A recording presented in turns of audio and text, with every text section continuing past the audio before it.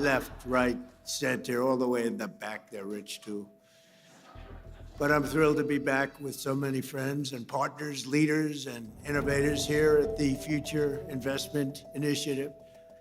And it's a really great group of people, very smart group of people. They know what's happening in the world. It's my second address to the conference as President of the United States, and it's my honor to be here. Thank you very much. As you know, we're gathered at a moment of bold action and historic decision to make America and our allies safer and stronger, more prosperous, more successful than ever before. That's what's happening. Tonight, we're closer than ever to the rise of the Middle East that is finally free at last from Iranian terror, aggression, and nuclear blackmail. That's what's happened. It was nuclear blackmail for years and years. And beyond that, it was blackmail, period. Under my leadership, America is ending the threat posed by this radical regime, decimating Iran's capabilities with Operation Epic Fury, something that nobody's ever seen anything quite like it. We have the most powerful military in the world by far. I built it in my first term. Remember, I said $1 trillion. They all said, what do you mean $1 trillion? $1 trillion. Every year, another trillion, the next, another trillion. We have the best people. We have by far the best equipment. We have weapons that nobody's ever seen before. We have weapons that nobody even knows about, except for a few of us. For 47 years, Iran has been known as the bully of the Middle East, but they are not the bully any longer. They're on the run.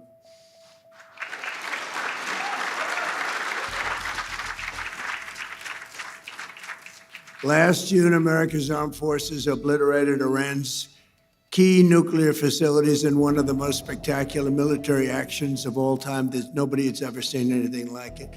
In the dead of night, no moon, 1 o'clock in the morning, we went in. It was called Operation Midnight Hammer. And every single one of those bombs hit their mark. Air shafts. They will never build an air shaft again, I promise you that. They went right down that granite mountain through air shafts. Most incredible technology you've ever seen, that a thing like that. And it was decimation, it was obliteration. One of the networks said, well, maybe it wasn't that bad. It was that bad. It turned out to be even more than we thought. But after that attack, the Iranian lunatics refused to cease their pursuit of nuclear weapons. And I have to say, before that, Barack Hussein Obama, did you ever hear of him? Barack Hussein Obama, he had the Iran nuclear deal. He went to Iran, paid him. Remember, he sent two Boeing 757 jetliners. They took the seats out and they piled it with cash, like 1.7 billion of cash. That's when I realized the president is very powerful. The presidency is a very powerful thing when you can do that. I haven't done that yet. I haven't found a reason to do that yet, but that's big. 1.7 billion in cash. You know, there wasn't a bank in DC, Virginia, or Maryland that had any money after that disaster. But they sent the cash to Iran, but more importantly, they signed an agreement, the Iran nuclear deal, which if I didn't terminate it in my first term, I terminated it almost immediately. If I didn't terminate it, they would have had a nuclear weapon long ago, and they would have used it on the Middle East, Israel and the Middle East.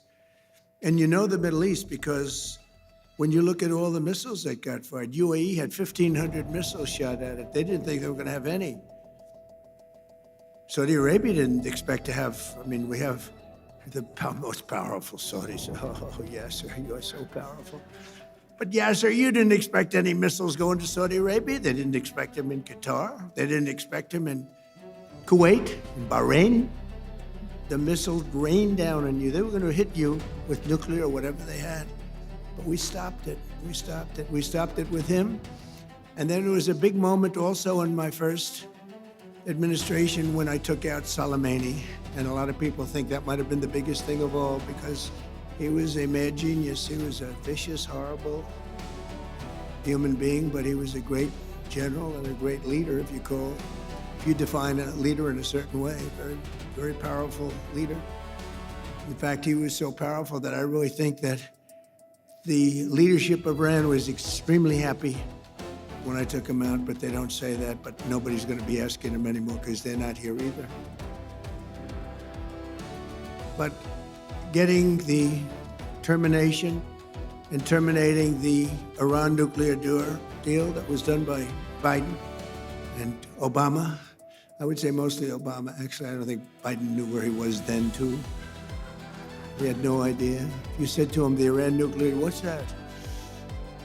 But there was 4 years of hell we had with this guy as our leader, I'll tell you. And then we hit him with the B-2 bomber, so we did it twice.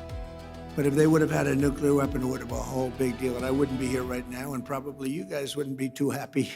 You might be in an area, who knows where you would have been. But we did it twice.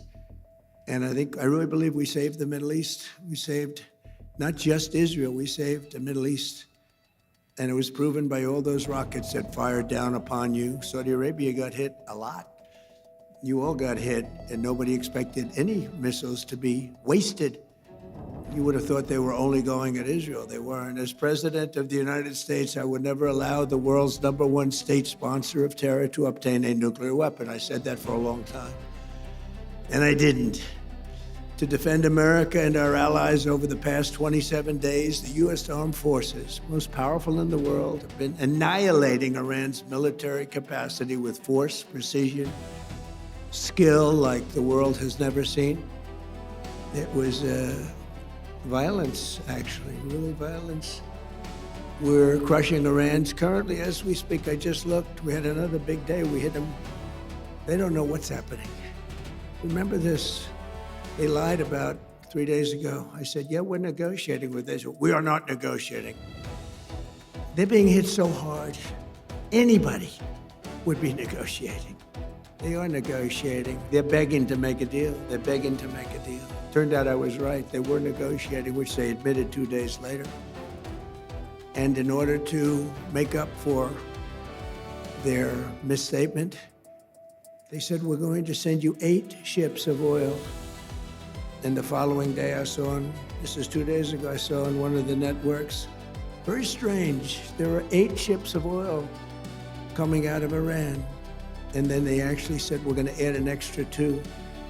And they added an extra 2, so we had 10 ships. And then people realized we were actually negotiating. We're negotiating now, and it'd be great if we could do something, but they have to open it up. They have to open up the Strait of Hormuz. Excuse me for this. I'm so sorry.